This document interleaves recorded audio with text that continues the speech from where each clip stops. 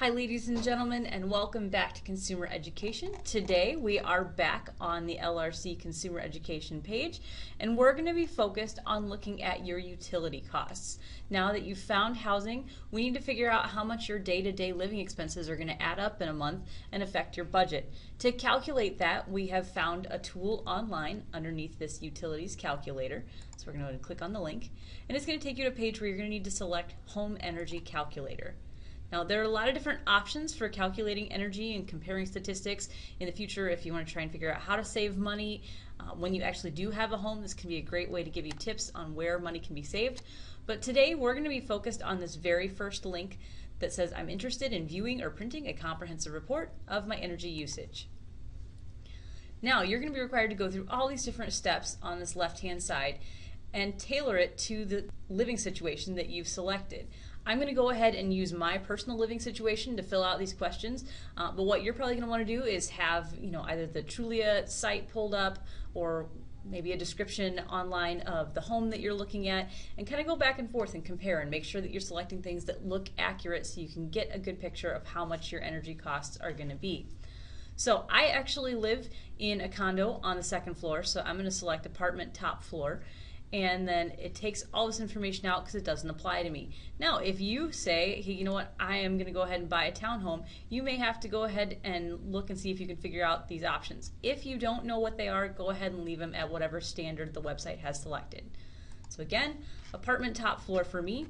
When was the home built? This is important because it's going to affect the kind of insulation and heat ratings that are affiliated with your dwelling.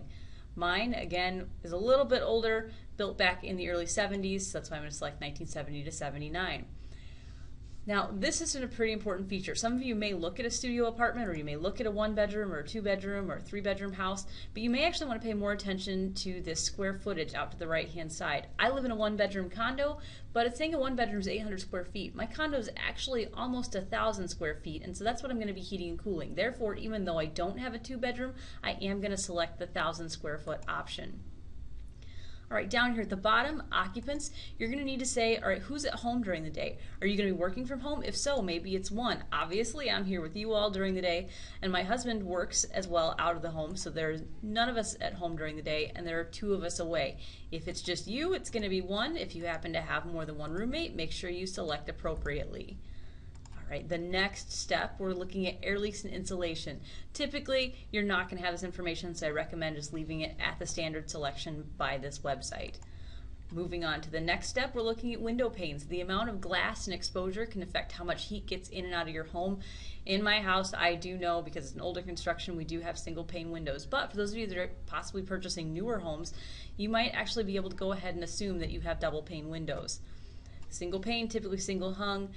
Double pane, you may be able to look and figure out some of these other window types down at the bottom. Also, window size is going to make a big difference, and this is going to give you some images to let you see, all right, comparatively, what size windows do I have? My windows are pretty standard, so I'm going to stick with the default. Moving on to the next step, we need to make decisions about heating. In my home, it is an electric system, and unfortunately, it's actually 30 years old, so I'm selecting the over 21.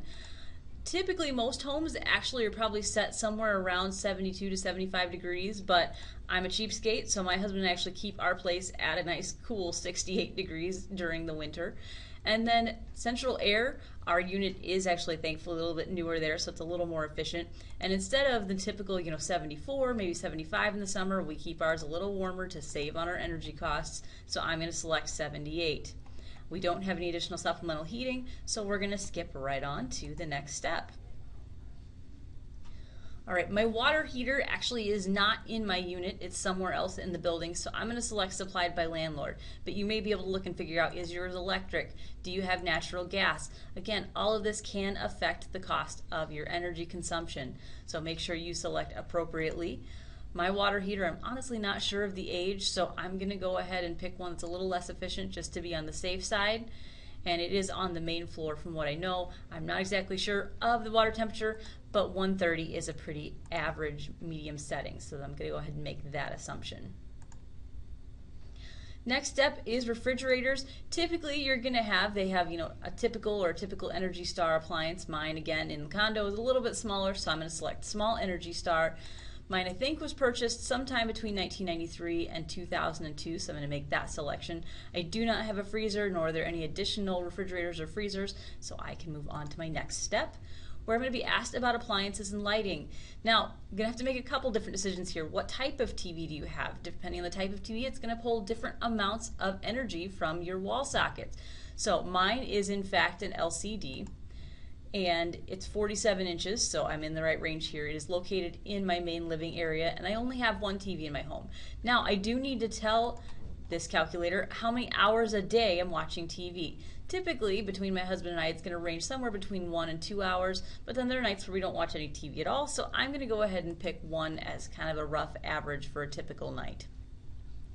Moving down, again, I've only got one TV, so I don't have to worry about a CRT, but we do have actually 2 laptop computers. Unfortunately, laptops are not an option here, so go ahead and just stick with the desktop option.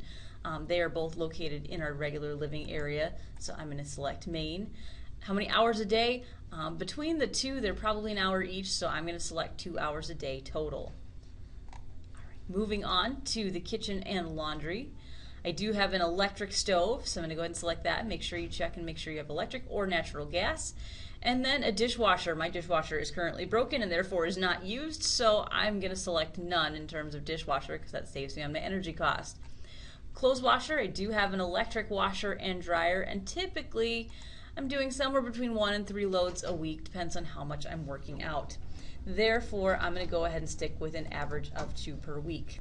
All right, moving on to the last step. It's asking me if I have a swimming pool or a hot tub. My association does, but I don't pay for those costs in my monthly utilities, so now I can go ahead and click the calculate button. Now, you may be overwhelmed because this is actually going to give you a lot of information, but what we want you to really focus on is this second tab right here where it says electric cost table. Up here at the top, it's going to give me an estimated annual electric cost, showing me that average per month I'm going to spend about $94. This is the cost that I would then want to plug back in to my monthly budget, assuming $94 each month. Do understand that when you get out into the real world, that cost will fluctuate, possibly during the summer. Maybe you won't have to run the air conditioner. Maybe it'll be a cool summer and you'll have a nice low electric cost. But if we have a harsh winter, like we've experienced in 2013, 2014, then you may actually have a lot higher energy costs. So keep that in mind for the future, but for now, we're going to encourage you to use this average number right here. If you have any questions about running through this process, please let Mr. Weidler and I know. We're more than happy to help, and we wish you the best of luck in determining your future budget.